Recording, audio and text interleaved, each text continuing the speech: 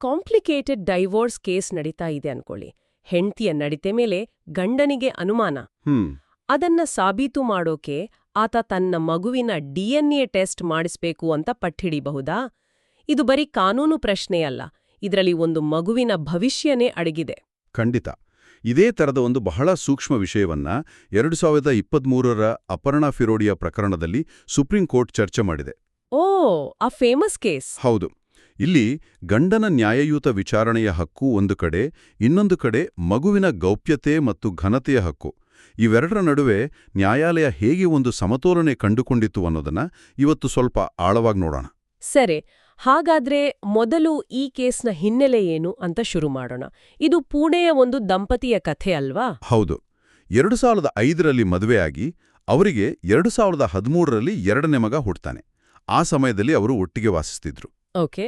ಆದರೆ ಮಗು ಹುಟ್ಟಿದ ಸುಮಾರು 3 ವರ್ಷಗಳ ನಂತರ ಗಂಡನಿಗೆ ಹೆಂಡತಿಯ ವಾಟ್ಸ್ಆಪ್ ಮೆಸೇಜ್ ಮತ್ತೆ ಡೈರಿ ನೋಡಿ ಆಕೆಗೆ ವಿವಾಹೇತರ ಸಂಬಂಧ ಇದೆ ಅನ್ನೋ ಅನುಮಾನ ಶುರುವಾಗತ್ತೆ. ಓ, ಆ ಅನುಮಾನದ ಮೇಲೆಯೇ ಅವರು ಕೋರ್ಟ್ ಮೆಟ್ಟಿಲೇರಿದ್ದು. ಎಕ್ಸಾಕ್ಟ್ಲಿ. 2017ರಲ್ಲಿ ವ್ಯಭಿಚಾರದ ಆಧಾರದ ಮೇಲೆ ವಿಚ್ಛೇದನಕ್ಕೆ ಅರ್ಜಿ ಹಾಕ್ತಾರೆ. ತಮ್ಮ ವಾದವನ್ನು ಸ್ಟ್ರಾಂಗ್ ಮಾಡಿಕೊಳ್ಳೋಕೆ ಎರಡನೇ ಮಗ ತಮ್ಮ ರಕ್ತ ಹಂಚಿಕೊಂಡು ಹುಟ್ಟಿಲ್ಲ ಅಂತ ಸಾಬೀತುಪಡಿಸಲು ಅವರು ಡಿಎನ್ಎ ಪರೀಕ್ಷೆಗೆ ಕೇಳಿದ್ರು. ಹೌದು, ಡಿಎನ್ಎ ಪರೀಕ್ಷೆಗೆ ಆದೇಶಿಸಬೇಕು ಅಂತ ಕೋರ್ಟ್ಗೆ ಮನವಿ ಮಾಡ್ತಾರೆ. ಇಲ್ಲಿಂದಲೇ ನಿಜವಾದ ಕಾನೂನು ಸಂಘರ್ಷ ಶುರುವಾಗಿದ್ದು. ಕೇಳೋಕೆ ಇದು ಸಿಂಪಲ್ ಆಗಿ ಕಾಣಿಸಿದ್ರೂ ಯಾವ ಕಾನೂನು ಇಲ್ಲಿ ಮುಖ್ಯವಾಗಿ ಚರ್ಚೆಗೆ ಬಂತು? ಯಾಕಿದು ಅಷ್ಟು ಕಾಂಪ್ಲಿಕೇಟೆಡ್ ಆಯಿತು? ಇಲ್ಲಿ ಮುಖ್ಯವಾಗಿ ಚರ್ಚೆಗೆ ಬಂದಿದ್ದು ಆಕ್ಚುಲಿ ಭಾರತೀಯ ಸಾಕ್ಷ್ಯ ಕಾಯಿದೆಯ ಸೆಕ್ಷನ್ 112. Section 112, okay. ಹೌದು, ಇದು ಬಹಳ ಇಂಟ್ರೆಸ್ಟಿಂಗ್ ಕಾನೂನು. ಇದರ ಪ್ರಕಾರ ದಂಪತಿಗಳು ಕಾನೂನುಬದ್ಧವಾಗಿ ಮದುವೆಯಾಗಿ ಒಟ್ಟಿಗೆ ವಾಸಿಸ್ತಿರುವಾಗ, ಅಂದೇ ಸಂಪರ್ಕದಲ್ಲಿದ್ದಾಗ, ಆಕ್ಸೆಸ್ ಅಂತಾರಲ್ಲ ಹಾಗೆ. ಕರೆಕ್ಟ್. ಹಾಗೆ ಇರುವಾಗ ಒಂದು ಮಗು ಜನಿಸಿದ್ರೆ ಆ ಮಗು ಆ ಗಂಡಂದೇ ಅಂತ ಕಾನೂನು ಖಚಿತವಾಗಿ ತೀರ್ಮಾನಿಸುತ್ತೆ. ಅಂದ್ರೆ ಅದನ್ನ ಪ್ರಶ್ನೆ ಮಾಡೋ ಹಾಗೇ ಇಲ್ಲ ಅಂತನಾ? ಇದರ ಉದ್ದೇಶವಾದ್ರೂ ಏನು? ಇದರ ಮುಖ್ಯ ಉದ್ದೇಶ ಮಗುವನ್ನು ಅಕ್ರಮ ಸಂತಾನ ಅನ್ನೋ ಸಾಮಾಜಿಕ ಕಳಂಕದಿಂದ ರಕ್ಷಿಸೋದು. ಆದರೆ ಇಲ್ಲಿ ಗಂಡನವಾದ ಬೇರೆ ಇತ್ತು. ಡಿಎನ್ಎ ಪರೀಕ್ಷೆ ಅನ್ನೋದು ವೈಜ್ಞಾನಿಕ ಸತ್ಯವನ್ನು ಹೊರಹಾಕುತ್ತೆ, ನ್ಯಾಯಯುತ ವಿಚಾರಣೆಗೆ ಇದು ಬೇಕೇ ಬೇಕು ಅಂದ್ರು. ಅದಕ್ಕೆ ಪ್ರತಿಯಾಗಿ ಪತ್ನಿ ಇದು ಮಗುವಿನ ಖಾಸಗಿತನದ ಹಕ್ಕಿನ ಉಲ್ಲಂಘನೆ, ಮಗುವನ್ನು ಸಾಕ್ಷಿಯಾಗಿ ಬಳಸ್ಕೊಳ್ಳೋದು ತಪ್ಪು ಅಂತ ವಾದಿಸಿದ್ರು. ಈ ಕೇಸು ಫ್ಯಾಮಿಲಿ ಕೋರ್ಟ್, ಹೈಕೋರ್ಟ್ ಎಲ್ಲ ದಾಟಿ ಕೊನೆಗೆ ಸುಪ್ರೀಂ ಕೋರ್ಟ್ ತಲುಪುತ್ತೆ. ಅಲ್ಲಿ ನ್ಯಾಯಾಧೀಶರು ಇದನ್ನ ಹೇಗೆ ನೋಡಿದ್ರು? ಕೇವಲ ಕಾನೂನಿನ ದೃಷ್ಟಿಯಿಂದ ನೋಡಿದ್ರಾ ಅಥವಾ ಅದಕ್ಕೂ ಮೀರಿದ ಒಂದು ಮಾನವೀಯ ದೃಷ್ಟಿಕೋನ ಇತ್ತ? ಅತ್ಯುತ್ತಮ ಪ್ರಶ್ನೆ. ಸುಪ್ರೀಂ ಕೋರ್ಟ್ ಇದನ್ನ ಸಂಪೂರ್ಣವಾಗಿ ಮಗುವಿನ ದೃಷ್ಟಿಕೋನದಿಂದ ನೋಡಿತು. ಪೋಷಕರ ಜಗಳದಲ್ಲಿ ಮಕ್ಕಳನ್ನು ದಾಳಗಳಾಗಿ ಬಳಸಲು ಸಾಧ್ಯ ಇಲ್ಲ ಅಂತ ತುಂಬಾ ಸ್ಪಷ್ಟವಾಗಿ ಹೇಳಿತು. ಸರಿ. ಇದಕ್ಕಾಗಿಯೇ ಅತ್ಯಂತ ಅವಶ್ಯಕತೆಯ ಪರೀಕ್ಷೆ ಅಂದ್ರೆ ಇಮ್ಮಿನೆಂಟ್ ನೀಡ್ ಟೆಸ್ಟ್ ಅನ್ನೋ ಒಂದು ತತ್ವವನ್ನು ಮುಂದಿಟ್ಟಿತು. ಅತ್ಯಂತ ಅವಶ್ಯಕತೆಯ ಪರೀಕ್ಷೆ ಅಂದ್ರೆ ಏನು? ಅಂದ್ರೆ ಡಿಎನ್ಎ ಪರೀಕ್ಷೆ ಒಬ್ಬ ವ್ಯಕ್ತಿಯ ಖಾಸಗಿತನಕ್ಕೆ ದೊಡ್ಡ ಧಕ್ಕೆ ತರುತ್ತೆ. ಹಾಗಾಗಿ ಬೇರೆ ಯಾವ ದಾರಿಯೂ ಇಲ್ಲ, ಇದು ಅತ್ಯಂತ ಅವಶ್ಯಕ ಅಂತ ನ್ಯಾಯಾಲಯಕ್ಕೆ ಮನವರಿಕೆ ಆದ್ರೆ ಮಾತ್ರ ಅದಕ್ಕೆ ಆದೇಶಿಸಬಹುದು. ಹಾಗಾದ್ರೆ ಆ ಗಂಡನಿಗೆ ಡಿಎನ್ಎ ಟೆಸ್ಟ್ ಒಂದೇ ದಾರಿಯಾಗಿತ್ತಾ? ವ್ಯಭಿಚಾರ ಸಾಬೀತುಪಡಿಸಲು ಅವರ ಬಳಿ ಬೇರೆ ಯಾವುದೇ ಸಾಕ್ಷ್ಯ ಇರಲಿಲ್ವಾ? ಇಲ್ಲ, ಅದೇ ಪಾಯಿಂಟ್.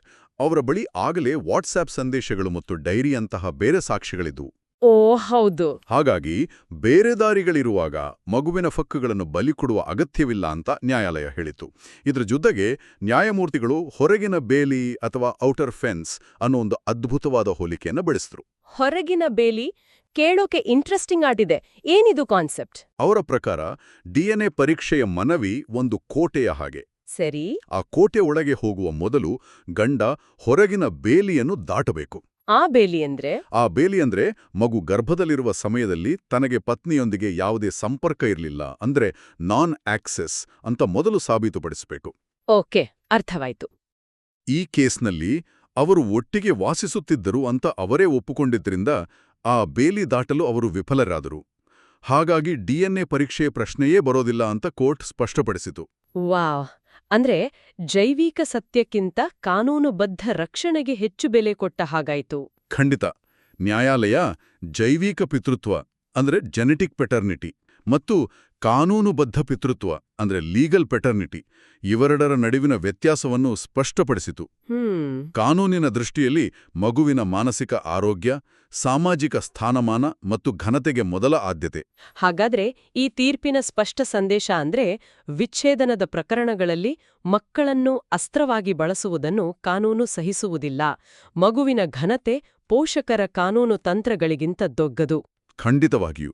ವಿಜ್ಞಾನ ಜೈವಿಕ ಸತ್ಯವನ್ನು ಹೇಳಬಹುದು, ಆದರೆ ದುರ್ಬಲರನ್ನು, ಅದರಲ್ಲೂ ಮಕ್ಕಳನ್ನು ರಕ್ಷಿಸುವುದೇ ಕಾನೂನಿನ ಅಂತಿಮ ಕರ್ತವ್ಯ ಅನ್ನೋದನ್ನು ಈ ತೀರ್ಪು ಎಲ್ಲರಿಗೂ ನೆನಪಿಸುತ್ತೆ. ಹಾಗಾದರೆ ಕೇಳುಗನು ಯೋಚಿಸಲು ಒಂದು ಪ್ರಶ್ನೆಯೊಂದಿಗೆ ಈ ಚರ್ಚೆಯನ್ನು ಮುಗಿಸೋಣ. ವೈಜ್ಞಾನಿಕ ಸತ್ಯವು ಯಾವಾಗಲೂ ಸಾಮಾಜಿಕ ಮತ್ತು ಭಾವನಾತ್ಮಕ ಯೋಗಕ್ಷೇಮಕ್ಕಿಂತ ಮೇಲಿರಬೇಕೆ?